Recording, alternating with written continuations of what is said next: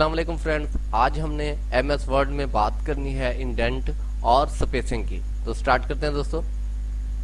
हमारे पास आज के लिए ये एक पैराग्राफ है। मैं इसको सिलेक्ट किए देता हूँ यहाँ से यहाँ तक।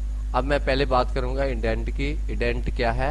आप अपनी जो आपकी है पैराग्राफ है, डॉक्यूमेंटेशन है, आप उसको लेफ्ट राइट कर सकते हैं। यहाँ से देखें, यहाँ से भी कर सकते हैं और यहाँ से भी आप देख सकते हैं कि लेफ्ट राइट सेटिंग है, ये देखें। और इसके बाद दोस्तों दूसरा बात है, ये हमने कर ली। इसके बाद है स्पेसिंग की। हमने इसकी स्पेसिंग पे कि पैराग्राफ में स्पेसिंग कितनी होनी चाहिए, तो आप देख सकते हैं, ये देखें, जितना आप चाहे स्पेसिंग इसमें दे सकते हैं। ये देखें, आप इसको फॉलो कर सकते हैं। Thank you for watching my video. Allah हाफिज़।